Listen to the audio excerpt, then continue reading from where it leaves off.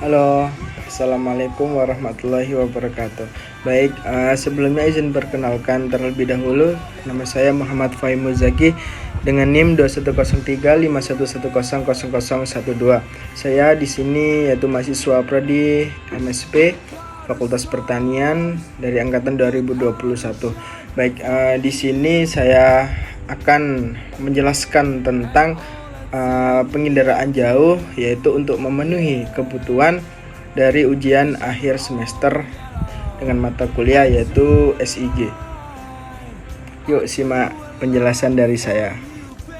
Oke, baik, untuk yang pertama saya akan menjelaskan tentang pengertian dari pengendaraan jauh.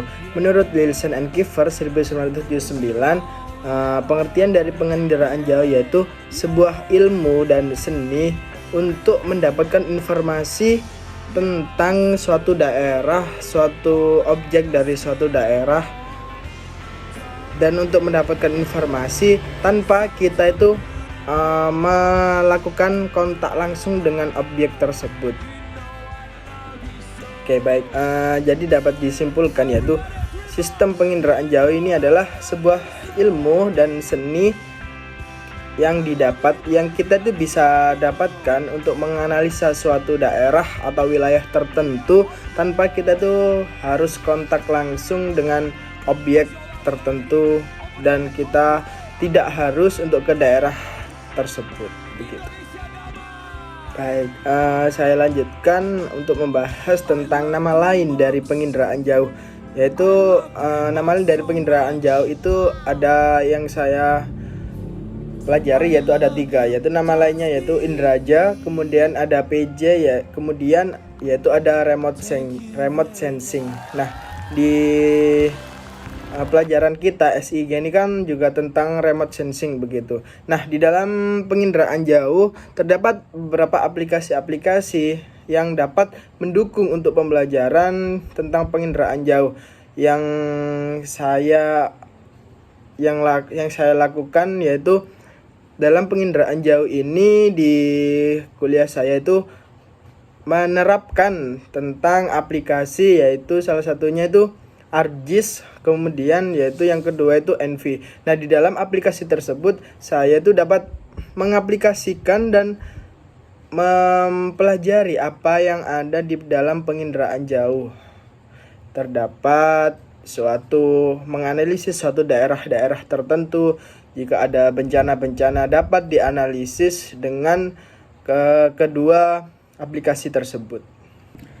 Baik, saya lanjutkan, yaitu kemudian saya akan membahas tentang komponen sistem penginderaan jauh, yaitu menurut Sutanto 2019 komponen dari sistem penginderaan jauh ini terbagi dalam 6 komponen, yaitu yang pertama itu sumber tenaga, kemudian yang kedua itu atmosfer, yang ketiga itu sensor, kemudian yang keempat itu identifikasi dengan objek, kemudian yang kelima itu perolehan data, kemudian yang keenam itu penggunaan data. Dari keenam komponen tersebut, sistem penginderaan jauh itu dapat berjalan dengan bagus untuk dimanfaatkan oleh semua orang. Baik, dari ke-6 komponen tersebut yaitu yang akan saya bahas, yaitu mulai dari yang pertama yaitu sumber tenaga. Nah, sumber tenaga ini yaitu berfungsi untuk mengetahui gambaran objek permukaan bumi yang direkam melalui sensor. Nah, di dalam sumber tenaga ini yaitu terdapat sumber tenaga pasif dan sumber tenaga aktif. Nah, untuk sumber tenaga yang pasif ini yaitu buatan manusia. Jadi untuk sumber tenaga pasif ini yaitu didapatkan dari cahaya melalui lampu blitz. Nah, dari sumber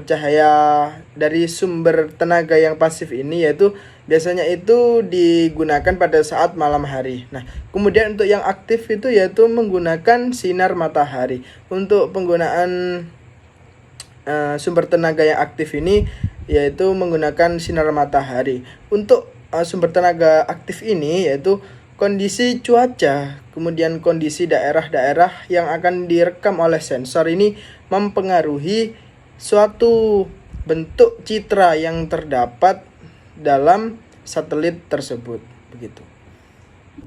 Oke, baik. Yang kedua yaitu atmosfer. Nah, atmosfer ini yaitu bertujuan untuk meneruskan cahaya atau gelombang elektromagnetik sehingga objek ini dapat memantulkan kembali. Nah, di sini panjang gelombang atmosfer itu sangat mempengaruhi suatu objek tertentu untuk mempengaruhi dari citra yang terdapat dalam satelit tersebut, yaitu baik, jadi untuk atmosfer ini, atmosfer dengan sumber tenaga ini yaitu hubungannya itu saling keterkaitan antara satu sama lain. Oke, akan saya lanjutkan, yaitu dengan adanya atmosfer dengan sumber tenaga yang baik ini akan menghasilkan suatu citra satelit yang bagus. Baik, akan saya lanjutkan, yaitu yang ketiga yaitu sensor. Sensor ini dapat diidentifikasikan sebagai benda yang digunakan untuk merekam, kemudian untuk mendeteksi, kemudian untuk melacak suatu benda dalam jangkauan tertentu.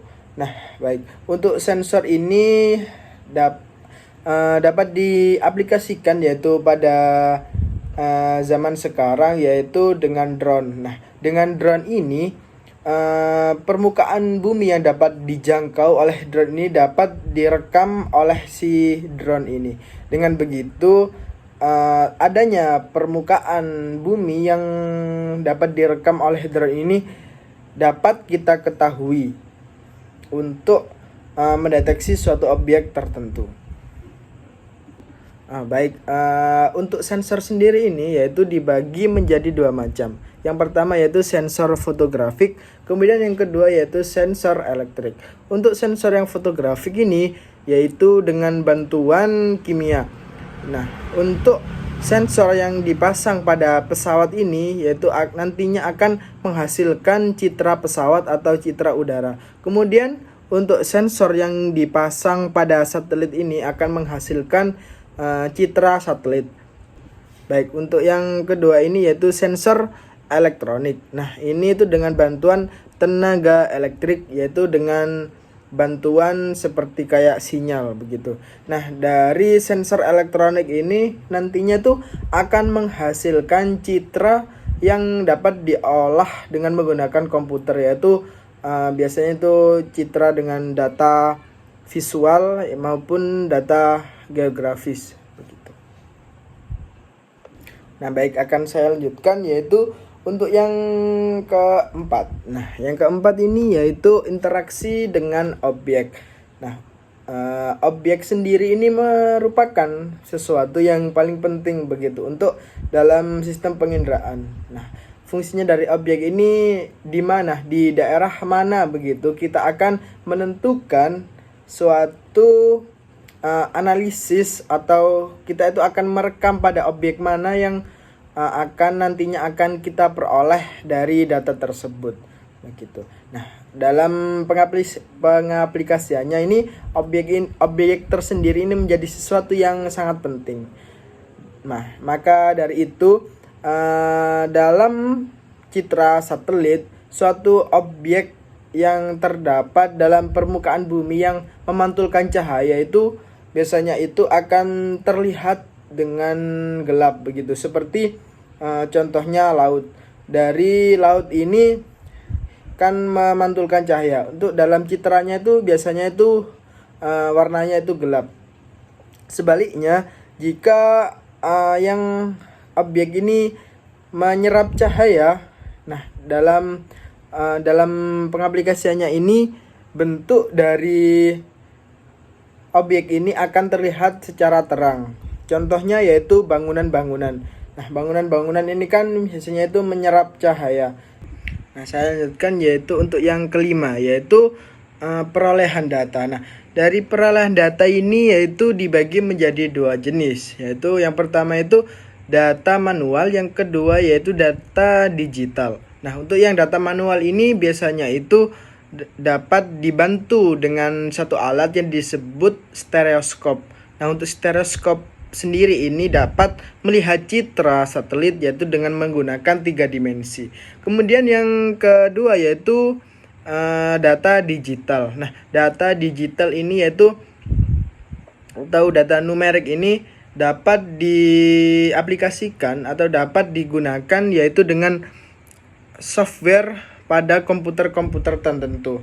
Nah, di dalam data digital ini dapat diaplikasikan dan dapat dibaca citra satelitnya menggunakan software atau komputer tertentu. Seperti yang saya jelaskan tadi, untuk software atau komputer tertentu ini salah satunya yaitu ArcGIS, kemudian ada juga yaitu ENVI. Nah, dari kedua software tersebut ini dapat membaca atau mengaplikasikan untuk penggunaan data digital yang terdapat pada citra satelit. Nah, yang keenam yaitu pengguna data. Nah, pengguna data ini sangat penting untuk mengetahui keberhasilan dari citra satelit tersebut. Nah, hasil interpretasi data ini sangat dipengaruhi oleh pengguna data. Nah, pengguna data ini dapat mengaplikasikan dengan keluasan, kemudian pemahaman materi yang didapat, kemudian dalam pemanfaatan mengenai data yang diperoleh dari citra satelit tersebut. Nah, dari keenam komponen tersebut ini dapat digunakan dan saling berkaitan antara satu sama lain untuk mendapatkan suatu objek tertentu dan dapat digunakan dalam perolehan data. Baik, sekian dari saya. Itu tadi pemahaman dari saya mengenai citra satelit dan penginderaan jauh yang tentang materi yang saya peroleh dari mata kuliah SIG yang terdapat dalam program studi MSP angkatan 2021 pada semester 4 yang telah saya lakukan. Baik, untuk hal-hal yang saya katakan tadi mengenai penafsiran dari penginderaan jauh, apabila ada salah kata ataupun salah ucapan yang saya ucapkan begitu, saya memohon maaf yang sebanyak-banyaknya. Dari saya Muhammad Fahmi Muzaki dengan NIM 12, saya akhiri. Wassalamualaikum warahmatullahi wabarakatuh.